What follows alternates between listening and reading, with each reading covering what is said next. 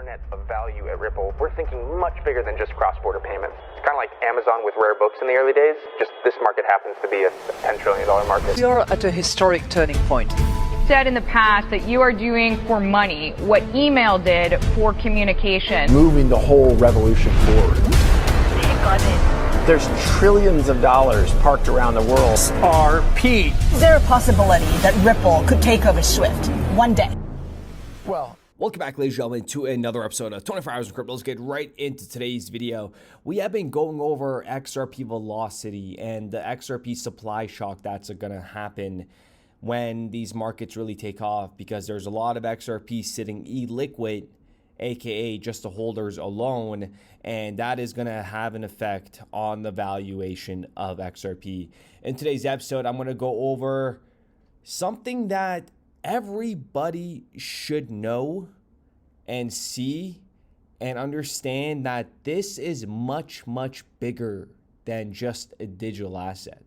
This is something that we have never seen before, and these individuals that are all on board or have been on board in the past, these are not your average individuals. These individuals hold high rankings, have excessive experience and knowledge across some very powerful organizations on this planet, okay? And we're going to get into all the individuals that came from the US Treasury to Ripple. And let's take a look at the whales right now that are accumulating XRP. Okay, take a look at this. The month of July, August, September, whales have been heavily accumulating XRP. And this hasn't happened in 2021, 2022, 2023, not on this scale. So there's something going on, and we all know that Q4 is going to be extremely bullish for crypto overall. And when we take a look at the velocity for XRP, okay, and for velocity right here, measurement of the rate at which coins is circulating in the economy, okay? And right now, XRP isn't really solving a real economic value at scale, okay? Nothing has really been rolled out yet. New financial system that's being developed. What do you think people are looking for? Well, I think, look, in an early stage market, which is sort of dominated by like offshore unregulated exchanges, and it's mostly about speculating on different things, right? Yeah. That's one thing. Okay. Yeah. The internet financial system is clearly about actual economic activity. So if we want this to be useful, it has to be about actual economic activity. Yeah. And that's why that video by Jeremy Allaire talking about actual economic activity, because that's what we're about to witness when tokenization goes live as well. Okay. And everybody, like literally the CEOs and individuals from the DTCC have been at Ripple for a very long time. This is absolutely insane. Like, I've never really made a video putting them all together, but check this out. So you have Craig Kidd, and before I get into it, I want to set the tone. Take a listen to Craig Kidd with Digital Perspectives podcast. Well, I think it was the 10th person at Ripple, and I did go with Chris early on to Treasury. I think it was kind of a shocker for Treasury in DC, because they realized, oh my gosh, this is a global, worldwide permissionless chain, and their heads were like spinning by the time we walked out the door. So that's back in the days when we thought we were going to get in trouble for being money. Then we found out, no, we're like a security. Now we're a commodity. It's like liquid solid gas. It was one of those exercises. But yeah, in the early days, nobody knew what this was. So we were the first to go to Treasury and explain what this was. And if we take a look at Craig Kidd's resume, he was a senior analyst at the Federal Reserve Board, and then he went to IBM, and then he was at Ripple for Chief Risk Officer. And then we have Jess Chang. Jess Chang was at the Federal Reserve Bank in New York for 4 years, and then went to Ripple as Deputy General Counsel for 2 years and 6 months, and then went to the IMF. Okay, and like, this is the best part. I advised the strategic direction of the fund's fintech work agenda, was the lead expert in payments and digital assets and advanced reform in central bank laws, was lead expert in payments. Guess where she gained her expertise from? While she was at Ripple creating legal frameworks for RippleNet rulebook and helped build blockchain DLT and XRP-based cross-border payment solution. And then after the IMF, she goes on to the Federal Reserve, and now she says that I led work on the FedNow legal framework for payment regulation, modernization, and policy aspects of crypto and stablecoins. This was all garnered, all this information was all right here. Okay, because previously when she was at the Federal Reserve, she specialized in central bank financial services. Okay, FedWire and payment systems. So when she went over to Ripple, taught herself in regards to blockchain, DLT, everything, and then she went on and relayed her experience and her knowledge to the IMF and to the Federal Reserve. Okay, and then Norman Reed. Norman Reed was the general counsel at Ripple back in 2015 for 2 years. But before joining, Norman was working at the DTCC for 8 years. Okay, and take a look. On Omegio, provides post-trade pre-settlement services for institutional security transactions to 6,500 global financial institutions in 52 countries. Well, guess what? We just got a good little number there, didn't we now? 6,500 global financial institutions.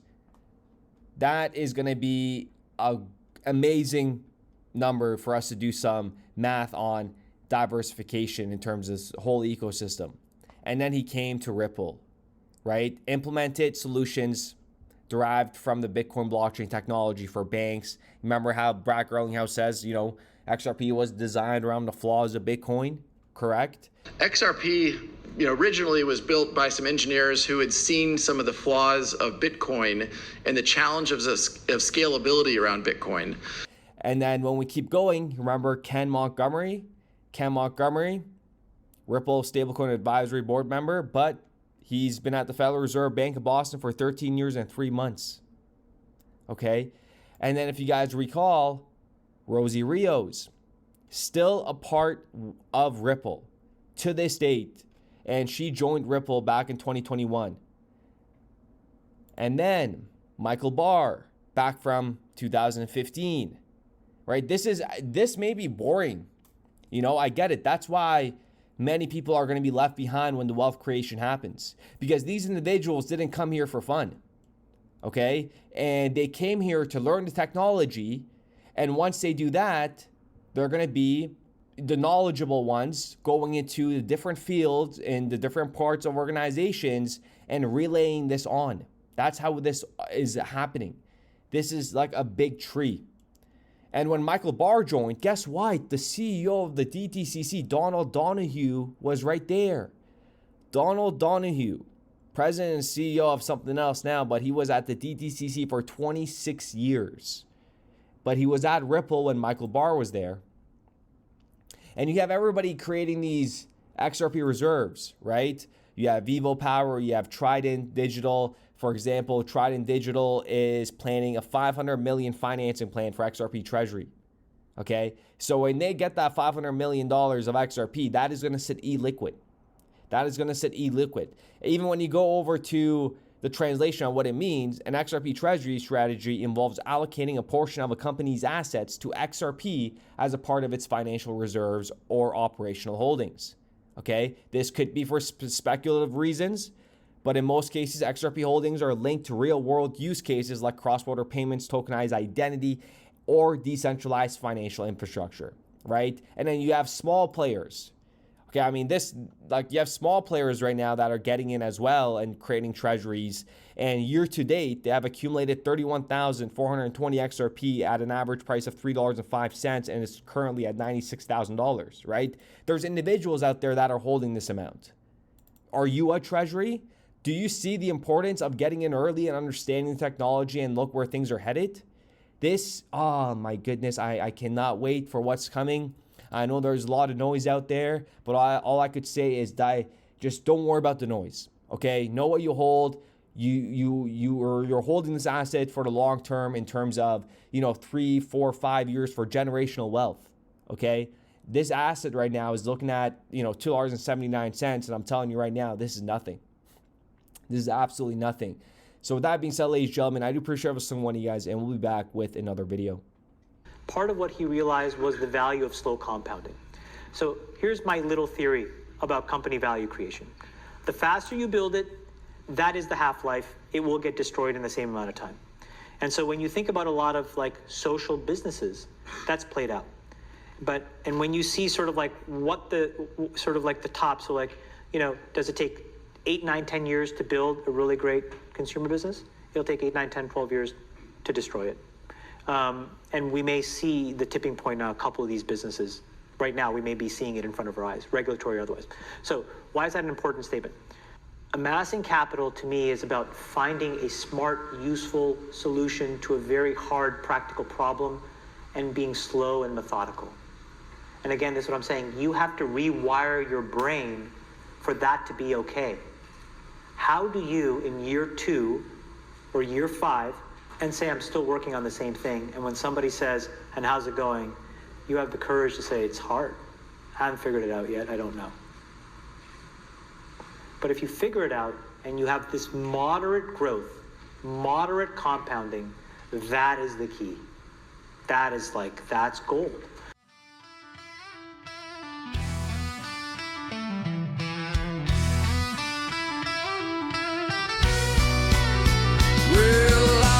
Up this morning, check my bags on the chain. XRPL still humming while the FUD folks complain.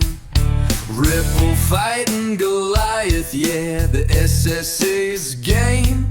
But Johnny D and Hogan, they're bringing the flame. So we salute to the rebels in suits, to the coders and hodlers wearing dusty old boots. Raise a toast to the ledger and the lawyers who bite, while taco stand dumps through the middle of the night. Damn, Jed, can you chill? Brad G's on the mic saying clarity now, while Shorts codes the stars with the hologram cow wash. The haters keep chirping, but the people ain't blind. This ain't some mean dream, it's the internet's spine. Regulators stalling, but the clock's ticking fast. Ripple drops the case like a baseline blast. Communities united, from Twitter to the street. We meme through the madness and never admit defeat. Yeah, we salute to the devs and the geeks, to the ledger that clears in seconds, not weeks. To D, to Hogan, to legal delight, and the salty old taco that just loves to spite. Hey Jed, you done yet? Or you got another dump scheduled for lunch? So here's to the warriors, the freaks, and the fans, waving salute tokens like battle flags in hand. It ain't just about coins, it's a movement, a pact. We defend what we build, and we're taking it back. Come on, salute to the ones in the fight, to the token that laughs in regulatory spite, to Schwartz, Brad, and the ones still believing, even while taco stands always leaving. So strong, one for Ripple, one for XRP, and raise your guitar for decentralized dreams. This song's for the ledger, the truth and the proof. With a smile and a nod, we say salute.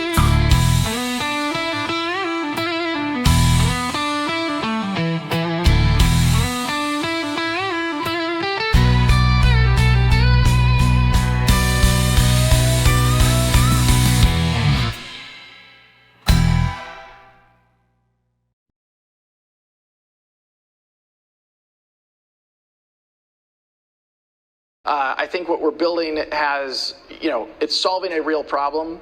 And I think all of the tokens, my advice to anybody would be, understand the utility. If there's real utility and there's real value being delivered to a real customer, there will be value in the token.